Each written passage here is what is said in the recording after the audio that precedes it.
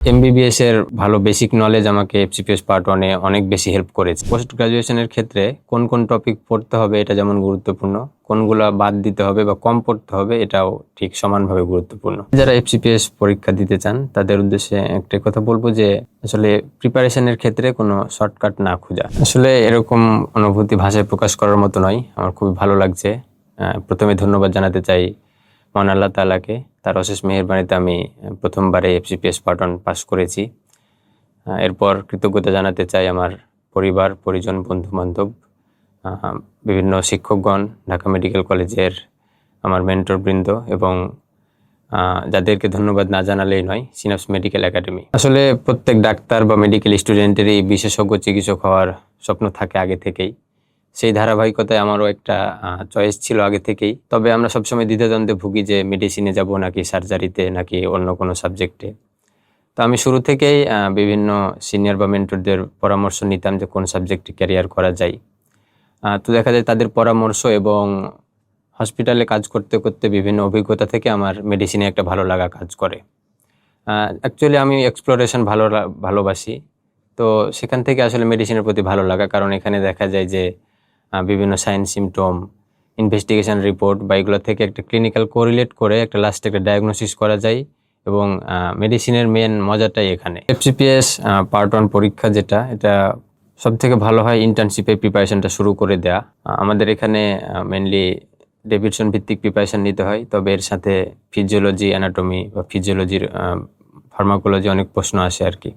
তো আমি বলবো ইন্টার্নশিপ পিরিয়ড থেকেই প্রিপারেশনটা শুরু করে দিতে হবে। এর বাইরে কোনো একটা রিনাউন্ড কোচিং হোক বা কোনো সিনিয়রদের সুপারভিশনে থেকে প্রিপারেশন নিতে হবে। এমবিবিএস এর ভালো বেসিক নলেজ আমাকে এফসিপিএস পার্ট 1 এ অনেক বেশি হেল্প করেছে আর কি। ইভেন আপনারা জানেন যে মেডিসিন এবার পাস রেট প্রায় 6%। তো দেখা যায় যে এখানে শুধু মেডিসিন পড়ে আসলে সবগুলো প্রশ্ন সলভ করা সম্ভব হয় না। দেখা যায় এখানে বিভিন্ন বেসিক সাবজেক্ট যেমন অ্যানাটমি, ফিজিওলজি, মাইক্রোবায়োলজি, প্যাথোলজি, এগুলো থেকে হিউজ পরিমাণ প্রশ্ন এসেছে এবার, যেগুলো অবশ্যই এমবিবিএস লেভেলে আমাদের পড়াশোনা করতে হয়। এমবিবিএস পাস করার পরই, ইন্টার্নশিপের পরই এফসিপিএস পার্ট 1 বা যে কোনো পোস্ট গ্রাজুয়েশন এন্ট্রান্স এক্সাম দিয়ে দেওয়া।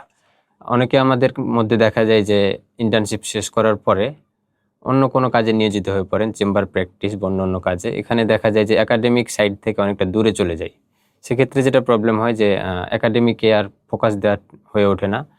তো আলটিমেটলি প্রিপারেশান নিতে গিয়ে অনেক ঘাটতি থেকে যায়। তো আমি বলবো যে ইন্টার্নশিপের পরই যে কোনো একটা পোস্ট গ্রাজুয়েশন এন্ট্রান্স এক্সাম দিয়ে ফেলা।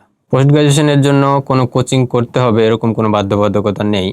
তবে পোস্ট গ্রাজুয়েশনের ক্ষেত্রে কোন কোন টপিক পড়তে হবে এটা যেমন গুরুত্বপূর্ণ, কোনগুলা বাদ দিতে হবে বা কম পড়তে হবে এটাও ঠিক সমানভাবে গুরুত্বপূর্ণ। এর জন্য অবশ্যই একটি কোচিংয়ের গাইডলাইন অথবা কোনো সিনিয়রদের অ্যাডভাইস এটা গুরুত্বপূর্ণ রোল প্লে করে। যে টপিকগুলো থেকে প্রশ্ন আসে আমাদেরকে ওই টপিকগুলাই বারবার পড়তে হয়, কারণ ওগুলো থেকে প্রশ্ন আসবে এবং ক্লিনিক্যালি বা আমাদের প্র্যাকটিক্যাল লাইফে ওই টপিকগুলো খুব গুরুত্বপূর্ণ। এবং আমাদের সিলেবাস পড়াশোনা এত বেশি যে এত কিছু পড়তে গেলে আলটিমেটলি কোনো কিছু মনে থাকবে না। তো সব থেকে ভালো হচ্ছে গুরুত্বপূর্ণ টপিকগুলো বারবার পড়া। মেডিসিনের প্রশ্নের মান গত 2-3 বার ধরে খুব কঠিন হয়ে যাচ্ছে। আগে দেখা যেত যে মেডিসিনের যে মেন টেক্সট বুক ডেভিডসন পড়লেই অনেক কিছু সলভ করা যেত, কিন্তু এখন মেডিসিনের সাথে অ্যানাটমি, ফিজিওলজি, প্যাথোলজি, মাইক্রোবায়োলজি বা ফার্মাকোলজি থেকেও বড় একটা প্রশ্ন আসছে। এফসিপিএস 4 ঘন্টা পরীক্ষা, এখানে 4 ঘন্টা ধৈর্য ধরে পরীক্ষা দেওয়া খুবই টাফ এবং একটা মানসিক কষ্ট দেয়। টাইম ম্যানেজমেন্ট খুব গুরুত্বপূর্ণ, কারণ হচ্ছে 4 ঘন্টার ভিতরেই আপনাকে 75টা এমসিকিউ এবং 75টা এসবিএফ, টোটাল 150টা প্রশ্ন সলভ করতে হয়। তো আমি প্রথম 1 ঘন্টাতেই এমসিকিউ সলভ করেছিলাম। কতগুলো করেছি এটা গুরুত্বপূর্ণ না, কিন্তু প্রথমে এমসিকিউ সলভ করেছি। এরপরে দেখা গেছে যে এসবিএফ সবগুলো সলভ করে আবার এমসিকিউ কিছু সলভ করেছি। মোটামুটি 3 থেকে 3.5 ঘন্টার ভিতরেই সবগুলো প্রশ্ন সলভ করা সম্ভব। আর কিছু প্রশ্ন থাকে যেগুলো আমরা কখনোই পারি না বা খুব কঠিন লেভেলের, এগুলো নিয়ে আসলে খুব বেশি চিন্তা ভাবনা করার দরকার নেই। পরবর্তীতে যারা এফসিপিএস পরীক্ষা দিতে চান তাদের উদ্দেশ্যে একটা কথা বলবো যে আসলে প্রিপারেশনের ক্ষেত্রে কোনো শর্টকাট না খোঁজা, সবকিছু ভালো মতো পড়া, কনসেপ্ট ক্লিয়ার করা, বেশি বেশি প্রশ্ন সলভ করা এবং যে ভুলগুলা হচ্ছে ভুলগুলা আইডেন্টিফাই করে ওগুলোকে আপনার উইক পয়েন্ট থেকে স্ট্রং জোন বানিয়ে নেয়। আমাদের যে 48তম বিসিএস ছিল ওটা স্পেশাল বিসিএস ছিল, তো ওখানে টোটাল রিটেনের 50% নাম্বার, 100 নাম্বার ছিল মেডিকেল সায়েন্স থেকে আর কি। তো ওখানে তখনও আমি দেখা গেছে অ্যানাটমি, ফিজিওলজি, মাইক্রোপ্যাথোফার্মা এগুলো সব পড়েছি। আবার আমাদের এই পরীক্ষাগুলোতেও এফসিপিএস পার্ট 1-এও সেই বেসিক সাবজেক্টগুলো থেকেও হিউজ পরিমাণ কাভার করে।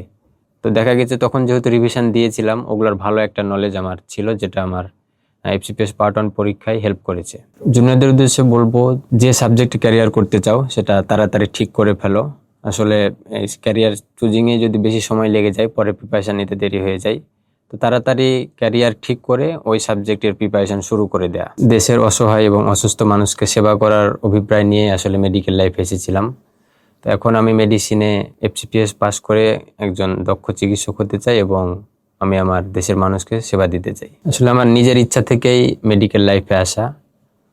ডাক্তারি এমন একটা পেশা, এটা সম্মানজনক, একই সাথে হালালভাবে ভালো ইনকাম করা যায় এবং সোশ্যাল স্ট্যাটাস বজায় রাখা যায়। আর সাথে সাথে আমি আমার দেশ ও জাতির সেবা করতে পারি। আমার বেড়ে ওঠা চাঁপাইনবাবগঞ্জের একটি গ্রাম থেকে।